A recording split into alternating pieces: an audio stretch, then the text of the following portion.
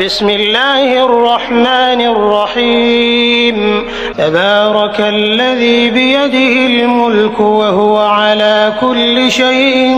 قدير الذي خلق الموت والحياة ليبلوكم أيكم أحسن عملا وهو العزيز الغفور الذي خلق 7 سماوات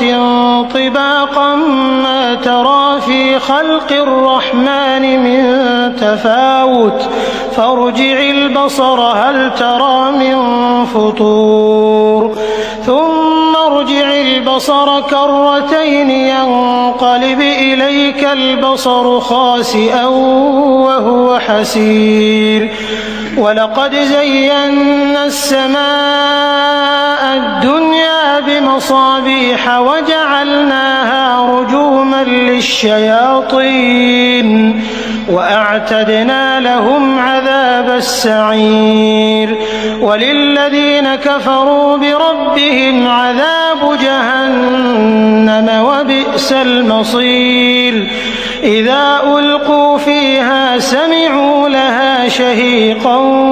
وهي تفور تكاد تميز من الغيظ كلما ألقي فيها فوج سألهم خزنتها ألم يأتكم نذير قالوا بلى قد جاءنا نذير فكذبنا وقلنا ما نزل الله من شيء إن أنتم إلا في ضلال كبير وقالوا لو كنا نسمع أو نعقل ما كنا في أصحاب السعير فاعترفوا بذنبهم فسحقا لأصحاب السعير إن الذين يخشون ربهم بالغيب لهم مغفرة وأجر كبير وأسروا قولكم أو اجهروا به إنه عليم بذات الصدور ألا يعلم من خلق وهو اللطيف الخبير هو الذي جعل لكم الأرض ذلولا فامشوا في مناكبها وكلوا من رزقه وإليه النشور أأمنتم من في السماء أن يخسف بكم الأرض فإذا هي تمور أم أمنتم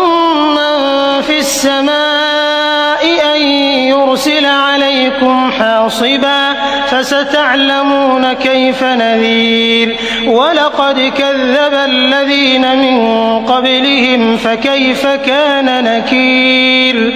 أولم يروا إلى الطير فوقهم صافات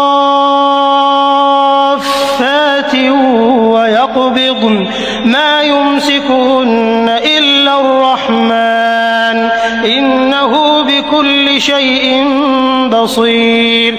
أمن هذا الذي هو جند لكم ينصركم من دون الرحمن إن الكافرون إلا في غرور أمن هذا الذي يرزقكم إن أمسك رزقه بل لجوا في عتو ونفور أفمن يمشي مكبا على وجهه أهدى أمن يمشي سويا على صراط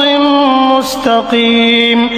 قل هو الذي أنشأكم وجعل لكم السمع والأبصار والأفئدة قليلا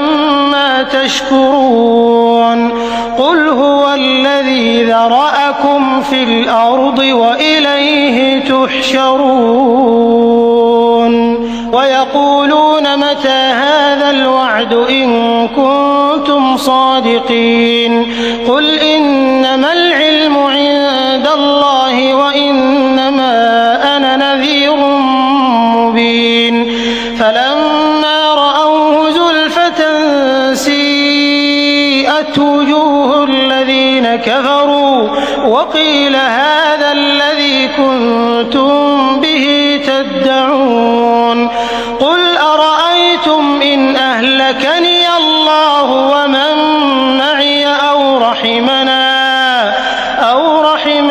فمن يجير الكافرين من عذاب أليم قل هو الرحمن